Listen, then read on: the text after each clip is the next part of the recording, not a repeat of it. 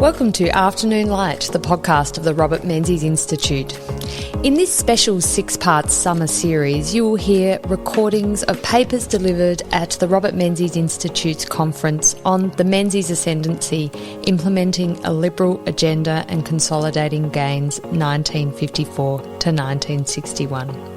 The conference was held over 2 days from the 23rd to the 24th of November 2023.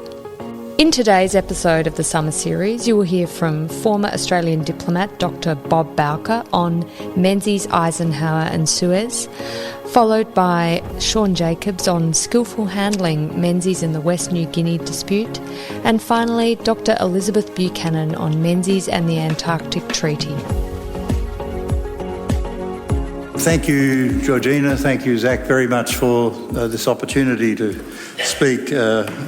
And may I also acknowledge in the presence here today of David Kemp. 55 years ago, David actually introduced me to the whole vista of international relations in a series of extraordinary lectures on the origins of the First World War. And in David's delivery, he brought to life the interaction of power and politics and personalities, as well as the structures that were involved in that process. And as a raw country boy, undergraduate, it, as I say, opened up whole new vistas of understanding how the world actually operates. And after 37 years in DFAT and 25 as an academic, I still look back on that educational experience. I'm here today to talk about Menzies and Suez, not Menzies' finest moment by any imagination, but for those of you who are not old enough to remember the details, I'll just very briefly traverse what happened. The Aswan High Dam project had been the centrepiece of the incoming Egyptian regime's in plans to modernise Egypt and the Egyptian economy and so on after 1952. It was the centrepiece for NASA. And in July 56, following the sudden and highly discourteous withdrawal of funding for that dam by the United States and by the British, NASA responded by nationalising the Suez Canal. And that, of course, generated great international concern, and Australia joined the UK in seeking to reverse the nationalisation by Egypt of the Suez Canal Company. And although subsequent negotiations under the auspices of the United Nations made pretty good progress toward resolving the dispute, Anglo-French forces invaded Egypt in early November of 1956, supposedly to protect the Suez Canal from fighting between Egypt and Israel. In fact, the attack had been launched initially by Israel in late October as part of a plan conceived by France and Israel and endorsed by the UK, seeking to achieve the overthrow of NASA through the humiliation of a major military defeat. It wasn't about the canal. Ultimately, it was about NASA and what NASA stood for in the 1950s, the post-colonial era that was facing the British and the French in North Africa. The outcome was a ceasefire imposed by Eisenhower on the UK and France. It was the humiliation of British Prime Minister Anthony Eden and the UK government, and it was the end of Eden's political career. It was an outcome that was inevitable as it was predictable. But as I say, although we weren't a party to the conflict, Australia was affected. We immediately joined the UK in seeking to reverse the nationalisation, and in early September 1956, following a conference in London of the principal canal-using countries, and at the request of the US and the Britain, Menzies led a delegation to Cairo, seeking without success to persuade Nasser to relinquish control of the canal to an international body. And then when the conflict broke out in late October, at the direction of Menzies, who had the very enthusiastic backing of his cabinet, except for the Foreign Minister, Richard Casey, Australia gave complete support to the British in the United Nations context and elsewhere. We did so in very limited company, and we took it to such a point that Australia's diplomatic relations with Egypt were severed by the Egyptians on the 6th of November 1956, and they weren't restored until 1959. In effect, Australia became part of the UK's imperial twilight in the Middle East. Now, most historians focus, I think, unfairly on the Menzies visit to Cairo and the results that came from that. And they also focus, I think, somewhat excessively on Menzies' part in the ideological blinkering and the systemic weaknesses that underlay the formulation of policy where Britain was concerned. Suez was an interesting case because it did preoccupy the government. It took 7 cabinet submissions in 1956. Nothing that I came across in the archives even approached that level of cabinet consideration as a foreign policy issue in that year.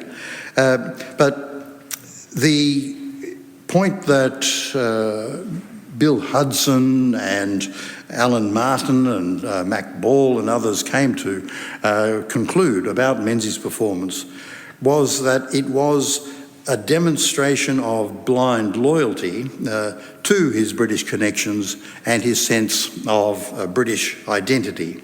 There was a moment when Eden was under extreme pressure and Menzies wrote to him and tried to reassure him in Menzies' words that you must never doubt the British quality of this country. It was a stance that stood in marked contrast to the much broader vision that Menzies and his government displayed during the 1950s on many of the things that you've been talking about today, including ANZUS, Colombo Plan and so on. This determination to back the British at all costs was actually something which was not consistent with the overall pattern of the government's behaviour. On the Menzies mission, that loyalty was clearly not the reason why Menzies was unsuccessful. Simply put, Menzies presented on behalf of the British and the United States and the other canal users a case that failed on its merits against the background of Nasser's determination to rid his country and the Arab world of the vestiges of Western colonialism. But the depiction of the mission as a total failure, I think, is simplistic. It deserves greater nuance than it gets. Menzies went to Cairo seeking to restore international control of the canal because that was deemed to be in Australia's interest, fair enough. It was standing up for Britain's place in the region and the world. Well, that's a little less, a little more contestable. But mostly because he was willing, indeed he was keen, to carry the ball on behalf of Eden and for Foster Dulles, whose actions had actually precipitated the crisis, but who was a bit too canny to be involved in trying to sort it out in Cairo. From the British and French perspectives, Nasser's refusal of Menzies' propositions was an outcome that they actually desired. It was part of clearing the deck for the military campaign they'd always had in mind to fulfil their undeclared ambition of removing Nasser.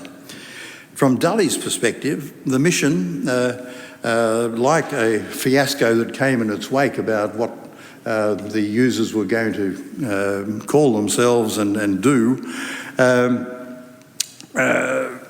The mission revealed clear differences in the perceptions between the US and the UK about how to deal with NASA, but it also gave Dulles time, he hoped, for tempers to cool in London and elsewhere. And in that very limited sense, at least, I think Dulles could say he was at least partially or somewhat successful. And ultimately, Menzies never really had anyone to negotiate with. NASA wasn't going to negotiate about what he had just done. His country's ambition, his credibility were attached to what he had done. And before Menzies arrived in Cairo, NASA had already told the Americans that although it might take the Menzies Committee 2 days to present their suggestions, he would give them about an hour to make his case. And if they wanted to talk about tolls and finance and so on, that's fine. But he firmly rejected the substance of what Menzies was putting to him.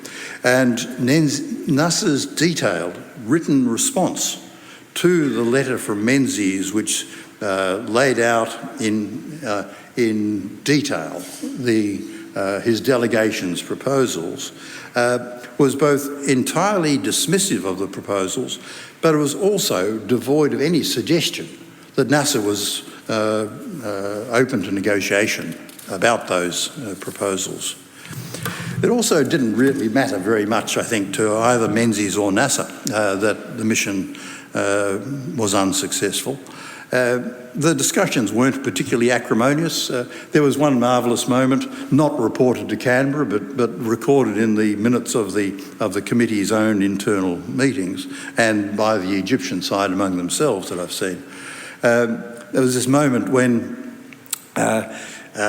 tempers were raised between Menzies and NASA. NASA threatened somewhat theatrically to walk out when Menzies told NASA rather clumsily that there wouldn't be a problem unless the Egyptians refused to accept what he was proposing, in which case that would be the beginning of trouble, and that only if there were no agreement could your people be imposed upon. Probably the worst choice of language you could come up with under those circumstances. And although NASA and his colleagues were offended by Menzies' imperious style, the vilification of Menzies in the Egyptian media didn't actually come until some time later, at which point he was roundly described as an imperialist mule and a few other things as well, all about standard fare for that sort of environment. But what I really want to talk about today mostly is the Menzies interaction with Eisenhower, because if there is one area upon which Menzies, I think, can justly be criticised, it is, in fact, his inclination to ignore US advice and clearly to exceed his brief. For example, he warned NASA informally that NASA could not exclude the possibility of conflict. Menzies had no authority to say that. He certainly hadn't been asked by the conference to do so, nor indeed by the British or the French. From the outset of the crisis, Dulles had told Menzies that of Dulles' concerns at the prospects of Britain and France taking quick and firm military action to bring NASA to heel. Dulles had made it absolutely clear there should be no ultimatum to Egypt arising from the meeting or indeed from Menzies' visit. And although there is no record in the Australian archives of Menzies meeting with Eisenhower on the 3rd of August 1956, shortly before the London conference, it is highly likely that Eisenhower would have reiterated to Menzies his absolute opposition to the use of force. NASA, for his part, had already told the Americans he expected the Western powers to attempt to use military force against him. It wasn't news to NASA when Menzies took him aside and gave him this warning. In fact, the only thing that NASA was surprised about was that that the British chose to be associated with the Israelis in what they did. NASA responded to his intelligence official who told him that an Israeli attack with British and French support was imminent. NASA said, "What? Can't be, my son. The British have a sense of principle." No one could be so obtuse as to be trying to attack us via the Israelis. After the Cairo visit, Menzies seized upon supposed comments by Eisenhower to rationalise his inability to win his case with NASA. He told his cabinet colleagues it would have been better to leave NASA guessing about the possible use of force, although, as I said, he had no authority to even mention that. And Menzies even complained directly to Eisenhower on the 13th of September 56 about Eisenhower's alleged comments without providing any evidence or any details of those comments. There was a wonderful cable reporting this conversation in which Eisenhower is quite clearly taken aback by what Menzies is saying. He replied to Menzies that he couldn't recall saying anything while Menzies was in Cairo, but if he had, he was sorry. From my checking of the press, the only reported comment by Eisenhower, in fact, was a very brief reaffirmation of something he had said well before Menzies had arrived in Cairo, just reiterating in half a sentence that the US remained opposed to the use of force. And a careful reading of the record of the Cairo meetings and the associated records of the Menzies Committee in Cairo and Menzies' own correspondence with Eden while he was in Cairo through the British Embassy, neither of which make any reference to remarks by Eisenhower while Menzies was in Cairo, and then NASA's immediate informal dismissal of Menzies' presentation, even though he took a couple of days to come up with a formal response, and the timing of Menzies' criticism of Eisenhower, which actually began only after Menzies had returned to London and met with Eden. That's when Menzies suddenly started talking about his sense of betrayal at what Eisenhower had supposedly said. It all strongly suggests that Menzies' complaints about Eisenhower were mostly, if not entirely, an exercise in the political management in Australia, and possibly with a view to his memoirs, of the negative result. There's no doubt that Menzies wanted the USA and the UK to act in unison regarding the Suez, but unlike Pearson of Canada, there is no archival evidence that Menzies sought to bridge the differences between Washington and London beyond rhetorical appeals. His main concern throughout the crisis and its immediate aftermath was to persuade Eisenhower on the correctness of Eden's approach. And like the remainder of his cabinet, with the exception of Casey and sometimes McBride, the defence minister, each of whom had a much more sophisticated view of what was involved, Menzies was utterly determined that NASA needed to be put in his place, that Britain was not to become another Portugal, and he was absolutely scathing about the concern of Eisenhower to seek to resolve the crisis through the United Nations. Menzies was certainly aware of the disagreement between London and Washington over how to respond to the nationalisation. He was actually in possession of correspondence between Eden and Eisenhower, highlighting Eisenhower's rejection of Eden's arguments for the use of force, and Menzies withheld that documentation from his cabinet colleagues. He was surely aware that there was personal rancour between Eden and Dulles. It was common knowledge. And while Menzies sought afterwards to play it down, there was friction in Cairo between Menzies and the US delegate, Loy Henderson, who Menzies discovered to his consternation was actually instructed by the State Department to explore the possibilities of there being a negotiation with Nasser. But it really wouldn't have made much difference if Menzies had shared with his cabinet colleagues the full extent of his knowledge of the differences between Eden and Eisenhower over Suez, or more precisely over the question of whether military force ought to be used. Throughout the crisis, the intellectual quality of the debate in cabinet discussion within the Menzies cabinet regarding Suez was abysmal, absolutely abysmal. And when the conflict broke out, cabinet's determination to support the UK was based entirely on political grounds. It was unencumbered by strategic analysis, willingness to question UK motives, consideration of possible consequences for US-Australia relations, or even any assessment of Eden's prospects for success. The risk to Australia's relations with the United States of giving such a strong support to Eden was barely mentioned in cabinet discussion or in briefings. There was this general feeling in cabinet of condescension towards the United States, including references to the need to tone up the US approach to align with that of the UK. An analysis of regional political realities was entirely absent.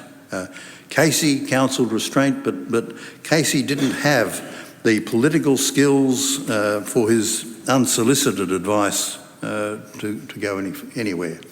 Arthur Tang, probably one of the most sober public servants of the era, tried to counsel restraint to Menzies, and Menzies similarly ignored him. In fact, Tang was excluded from the discussions with Nasser. He was allowed to go to Cairo, but Menzies kept him in the anteroom with the other officials. And the consequence of all of this was that there were limited inputs from foreign affairs that sought to shape the general direction that the government was taking. It was, as in the case of the British, officials found themselves having to struggle to get ministerial attention, while ministers sought to decide for themselves the course that they wanted to take. So in practice, Australia wound up directing its diplomatic energy towards goals that were either beyond reach, such as restoration of international control of the canal, or the question of freedom of navigation through the canal, the disruption of which was perhaps a disconcerting possibility, as one cabinet submission put it, but it was far from being an actual or an unmanageable threat. Meanwhile, the British spoke to mythologies shared with Menzies about British identity and nobility of purpose and so on that were largely immune from Casey's concerns and arguments. And Menzies, the Anglophile Australian nationalist, desperately wanted Eden to throw him the ball. And Eden repaid that by waving him off to Cairo to deal with Nasser. And Menzies continued to give him the strongest possible political support in Parliament and UN Security Council voting and so on, even as the British position deteriorated. And Menzies maintained his contact with Eden through the British High Commission in Canberra. The Foreign Affairs, External Affairs officers who were involved in this tended to be brought into the picture after Menzies had been in touch with Eden. There's no evidence of inputs by External Affairs to his correspondence with Eden. It was very much Menzies and presumably Bunting and Alan Brown and a few others, but a very tight-knit group around Menzies who controlled that whole discussion. While I've got 5 minutes, I'll just mention, because I think people may like to know, especially the former diplomats among us, that I had the opportunity, by studying this material, to discover one of the most remarkable but almost unknown moments in Australian diplomacy. Some 11 days after Eisenhower had imposed his will on the British and broken Eden's career as Prime Minister, Menzies took it upon himself, his own initiative, but with Eden's enthusiastic support, to write to Eisenhower, castigating him for the US stance, opposing the use of force against NASA and so on. The idea of interjecting unsolicited advice into the spat between Eden and Eisenhower should, as Banjo Paterson would have said, made even the boldest hold their breath. But Menzies waved the proverbial stockwhip and in he went. He told Eisenhower, who had just experienced the British casting a veto on his Security Council resolution and had launched their attack in the middle of the Russian invasion of Hungary, for heaven's sake. Timing, no problem.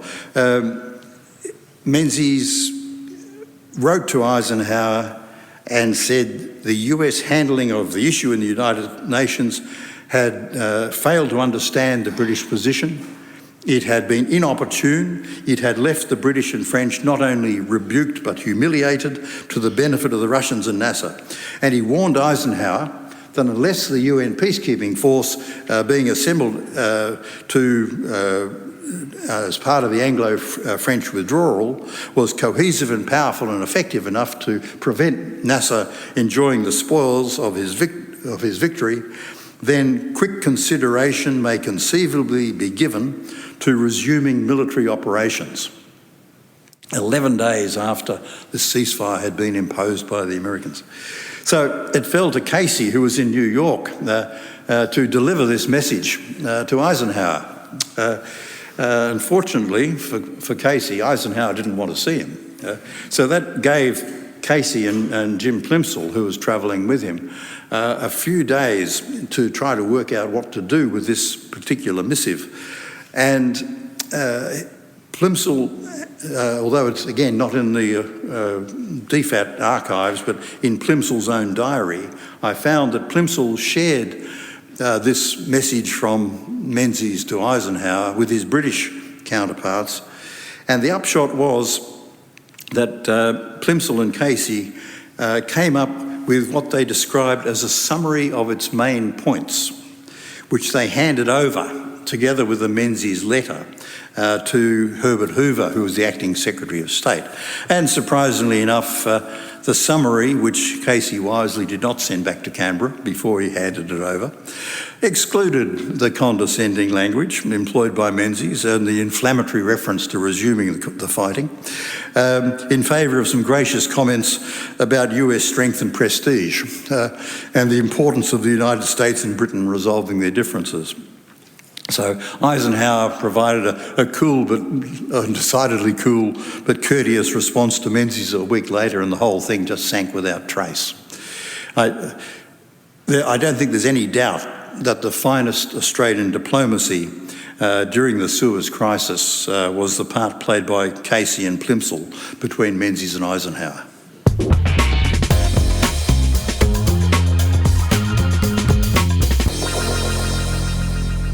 Thank you very much, Zach, for this opportunity, and Georgina as well, and everyone for being here this afternoon. So I know I'm the last presentation of the day and everyone's probably running out of steam, so I promise not to trespass on my time, and we're running long as well. So my name's Sean Jacobs, and I'm here to present on Menzies, and the West New Guinea dispute.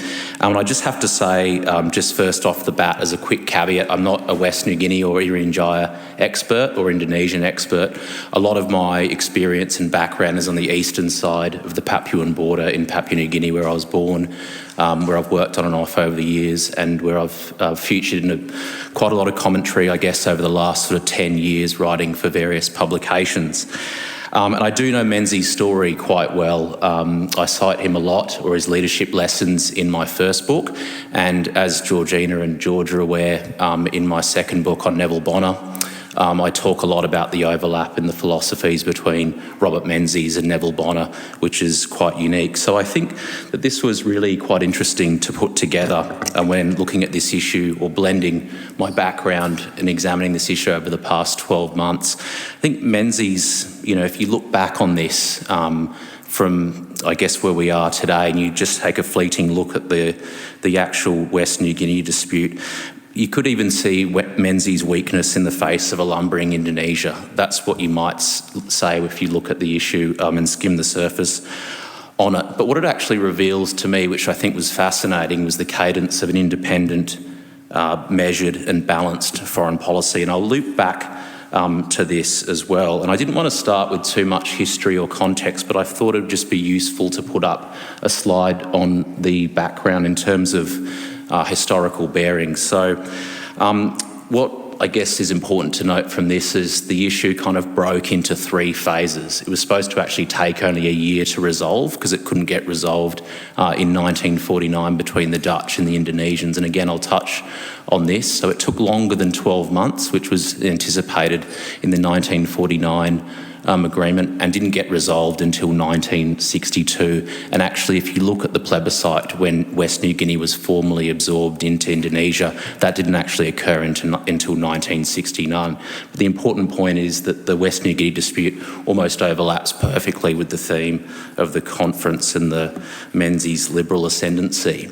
Now, just taking a step back, and my starting point for context here is Condoleezza Rice, which might seem a bit sort of strange, but she just gave a knockout quote in 2008 when asked if, with 9/11, with Iraq and Afghanistan, if she had had it tough being US Secretary of State. And she said, well, look, imagine being a policy planner in the US State Department at the end of World War II. You've got communist parties taking almost half the vote in France and Italy. Germany is Berlin's cut down the middle in Germany by the Soviet Union and Stalin. And the Soviets, of course, explode a nuclear weapon 5 years ahead of schedule. And closer to our neck of the woods, China's communists seize power by defeating the Nationalist Army. The Korean War breaks out in 1950. That would eventually kill 37,000 US troops and 339 UN troops, I should say. And also the beginnings of the Vietnam War emerged for the Indochina War, which would, of course, go on to claim 523 Australian lives. And we've touched on this a bit today, but there was probably three things that I think were on Menzies' mind at this time. I think clearly Indonesia's communist vulnerabilities. Alan Dulles, as Bob just mentioned before, was then NSA to Eisenhower, and he touched on this. Richard Casey as well was flagging this and the concern of communist members being part of the Indonesian cabinet. I guess when it came to Indonesia's political and economic instability, Sukarno, there were internal tensions growing at the time between him, various religious figures, the PKI, and at least from the 1950s, regional rebellions were actually taking place against Sukarno among top military officials. And then, of course, there's territory as well. So we often think, with West New Guinea and geographical proximity to Australia, but you have to keep in mind as well that then Papua New Guinea was then Australian territory, being pre-1975. So I've just included that short quote from Geoffrey Blaney. Just briefly, so in terms of the actual issue at hand, and I didn't want to get into a full-blown account of what the competing historical claims were between the Dutch and the Indonesians, but when we talk about the Dutch East Indies, we generally know or refer to a period between the 16th century and 1945. And of course, the Dutch didn't have complete control of Indonesia, and of course Indonesia didn't exist as we know it today, which I think is just an important historical or just context rather to keep in mind. So I guess the big takeaway here, and we were just talking about this on the table before, is the Indonesian War of Independence from 45 to 49 claimed 100,000 lives, and it was incredibly, incredibly brutal, but it's kind of a blind spot in history. So again, I didn't want to spend too much time on that point, but just to come to Menzies' position on this. And these points are taken from a 1961 piece by Henry Elbinski, but I think it just perfectly sums up Menzies' position on this. And he, I guess like the Dutch, he claimed there was a very limited historical title. Indonesia didn't exist, like I mentioned, and in terms of a direct territorial claim, that was quite hazy. The ethnic differences in West New Guinea, I think that's quite obvious. Just if you look at the fault lines there and the people, just their distinctive look compared to the rest of Indonesia.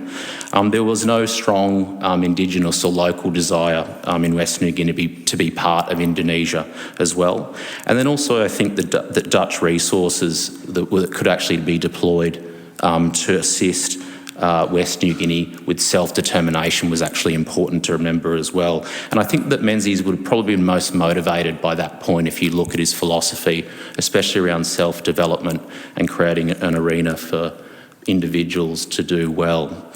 So just in terms of a broader foreign policy outlook, I touched on, I go back in the paper to not directly to Menzies, but to actually Spender, his first foreign minister during this period, and a 9 March 1950 parliamentary address. And it really was quite impressive. If you go back and read this, it's almost like a white paper of its day.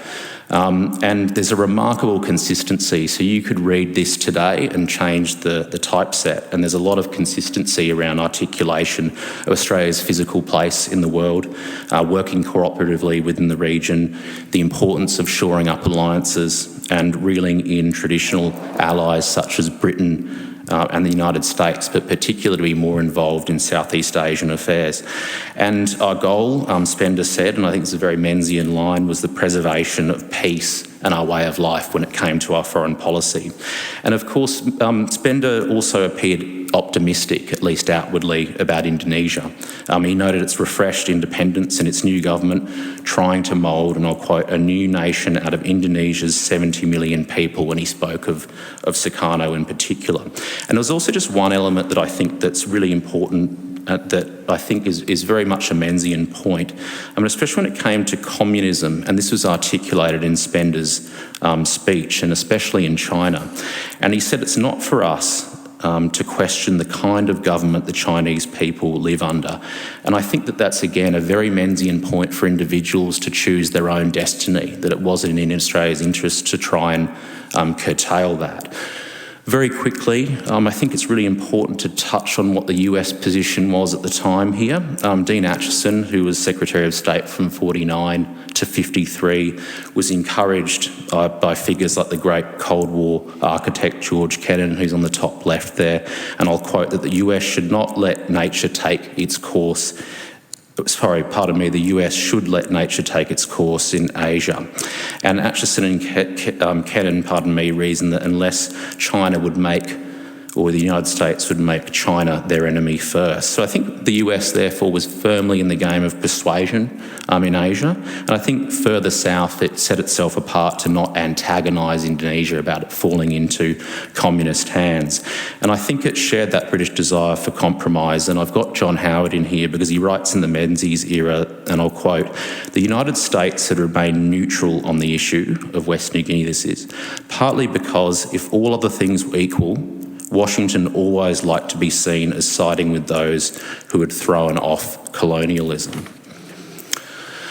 So I guess the real pinch point, though, on this issue came, or the turning point, in 1961 when the US and the Brits got wind that Sukarno was about to invade West New Guinea. Now, you recall that up until this time, a lot of soul searching had taken place around the intervening years, from 50 to 54, the Indonesian-Dutch bilaterals, 54 to 58, Indonesia prosecuting its case at the UN General Assembly, and then 60 to 62, an element of confrontation between Indonesia and the Netherlands as well. But I think Menzies was really alive to Sukarno's threat.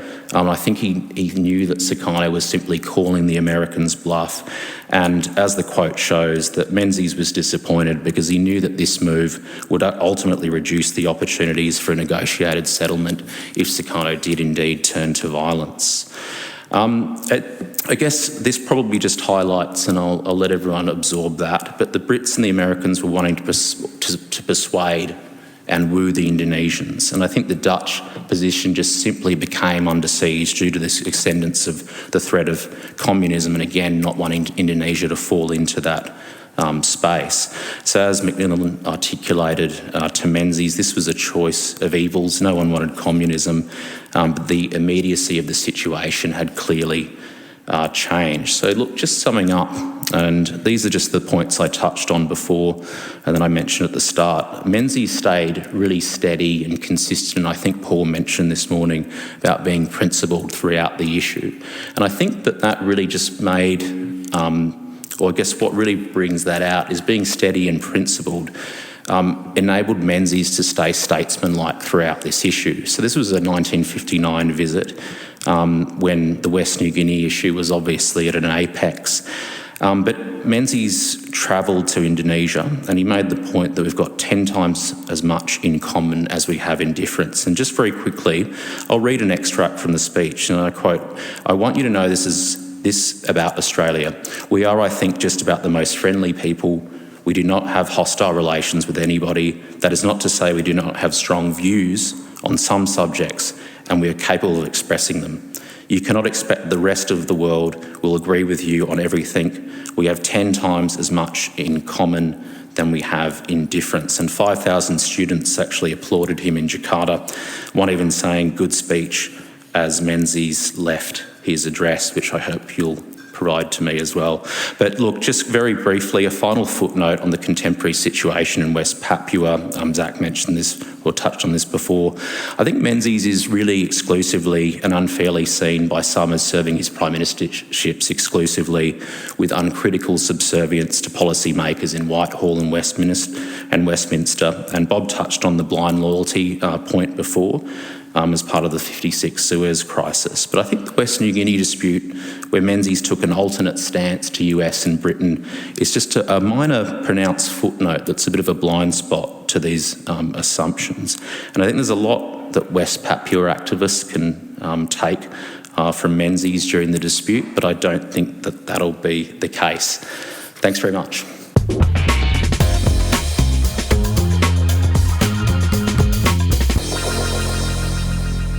Thank you for the opportunity, Georgina and Zachary, to delve into Australia's Antarctic history. It is an utterly overlooked aspect of the Menzies legacy. The period 1957 to 61 was fundamental for the Antarctic continent and for Menzies. The Menzies government achieved a global cooperation treaty at the heights of the Cold War. Menzies drove 2 blocks to one table to negotiate. Over 60 years have passed since the success of this period for Menzies, and it is further underscored by the fact that the treaty remains in place. My research explores Menzies and the Antarctic Treaty. My chapter examines the period pre-treaty, the negotiation years, the first consultative party treaty meeting, which was hosted by Menzies in Canberra in 1961. All right, so for the paper, I used our archives in Canberra, as well as the British archives in London, to gain insight into the 1950 political assessments of Antarctica. I found 3 points of interest, which are examined in my chapter at length. First, Menzies did not necessarily expect the treaty to hold in place post-Cold War. Menzies viewed it as a holding pattern of sorts, to allow liberal democracies like Australia to starve off Cold War conflict and to avoid potential communist bases on Australia's southern approaches. Second, Menzies had a somewhat idealistic view of science and the utility of global cooperation on this front. Science in Antarctica today is very much a Trojan horse of sorts for ramping up state activity and footprints on the continent. And third, Menzies' Antarctic legacy was complicated by the Red Scare of the late 50s and the domestic political turmoil triggered by the Petrov affair and subsequent suspicions of entrenched Soviet influence in Canberra. The complicating factor being that in the 1958 to 1960 era, Menzies found a partner in the Soviet Union when it came to Antarctica. So today, I will begin with a brief discussion of the pre-1950s era, I call Meltdown, move to 1957, a period I call Eviction. In 1958, I'll speak to the Antarctic Treaty negotiation era, before I move to 1959 to delve into the signing of the Antarctic Treaty. 1961, of course, will cover the first meeting of the Antarctic Treaty consultative parties in Canberra. I'll finish and leave you with 2020, a contemporary reflection on science in Antarctica to illustrate the Menzies vision for the proliferation of global scientific cooperation in action. So really briefly, and apologies to those in the room that are well versed in the current claims. But I thought it was really important to briefly illustrate the 7 claims we have that are neither accepted or denied in an international legal sense. Simply the progression of any discussion over them is held off and has been set aside while the treaty remains in place. What this map does not show, but it is really important to grasp, is that under the treaty, the US and Russia have their right to claim any or all of the continent protected. Should the treaty come to an end, a unilateral departure of a state or states, then the situation, frozen, as illustrated, would revert back to those 7 claims and the US and Russian position to assert their own. Of course, no other state party to the treaty, despite building stations or investing in icebreakers over the past 60 years, can use any of this work or footprint as precedent for the basis of staking a claim. All right, in 1948, the US formally moved from an approach of pushing the World Park or a UN trusteeship idea for Antarctica. It moved to seek a condominium agreement with claimant states. Here, Washington saw the merge and management of claims. Primarily, the US was pushing to merge claims with Australia. Then the Chilean government proposed a treaty arrangement which neither rejected or accepted the 7 claims but facilitated global collaboration on the continent. The idea was to push the issue of sovereignty off the agenda for the foreseeable future. My archival research has indicated the majority of Antarctic documents fell under the top secret classification, illustrating an early Australian insecurity pre-1950s and in the early 50s era. Defence and intelligence records of the time indicate this was driven by fears of communist creep and the potential for submarine bases to be erected within striking distance of Melbourne and Sydney. But another element of our insecurity in the archives I found was immense distrust for Washington over Antarctic affairs. The archives indicate we were part of something called the Polar Committee, which was stood up by Britain and Australia in the late 40s to discuss and plot the US footprint and designs on Antarctica. So debate went around in circles for a decade or so when it came to how to solve our Antarctic problem. That was until the International Geophysical Year of 1957, the year George Brandis was born, in which global missions converged on the South Pole. They were focused on human endeavour and science, but it became apparent towards the end of the IGY year that the Soviets had little intent to pack up their camps or dismantle established stations. Archives show that cables back and forth between Australian security agencies and the Department of Defence noted they had no ability to evict the Soviets by force in any case. But at the same time, agencies flagged they had little problem in sharing the problem set with Washington. That was until Washington realised the sheer footprint of Soviet bases on the Antarctic continent. And the map there illustrates the basing situation in 1957. So red is USSR, not just one or two. Negotiations began in 1958 as to an Antarctic solution, which essentially sought to have the two blocs agree to disagree on sovereignty and work together anyway. This was considered utterly unattainable until it was possible. And this was no small feat because of Menzies' artful navigation of the competing interests.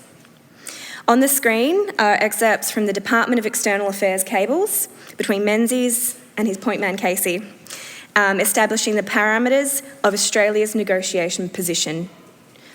So for Menzies, there were four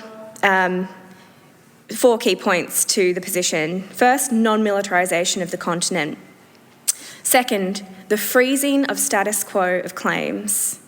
Third, the rejection of an international authority to govern. And interestingly, fourth, the avoidance of any restrictions on exploiting resources. So we can already see there are tensions for Australia. Menzies was seeking to protect a claim to 42% of the continent, but he was asking all parties to set aside the question of sovereignty.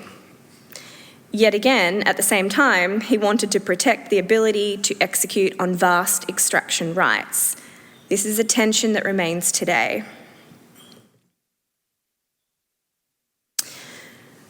So 1959, in Washington, there are 12 original signatories. They are the 12 parties who were active in Antarctica during that IGY 1957 year.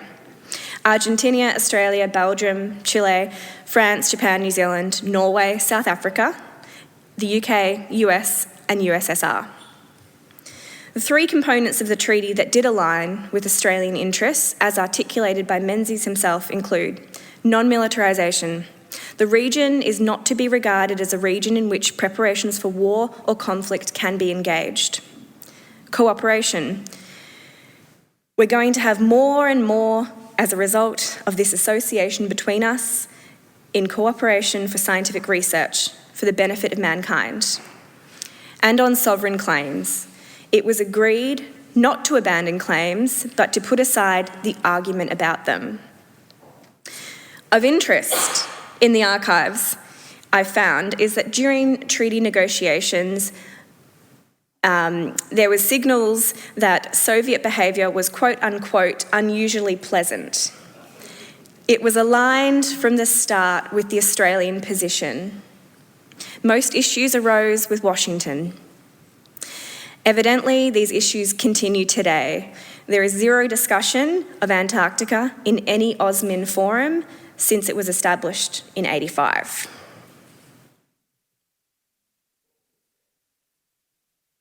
Sorry? This stamp here. Yes, I'll get into that, ask that in question time.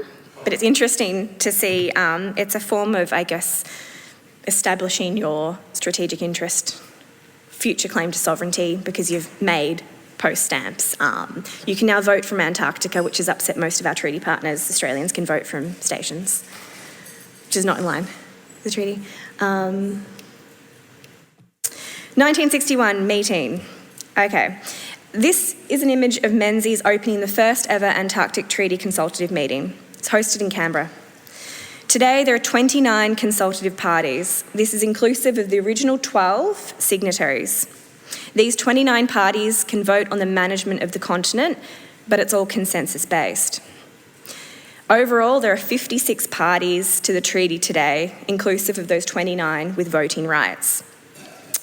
And back to the image, the archives at the time and newspaper coverage is super interesting, but it speaks of this period as a mini UN for Canberra.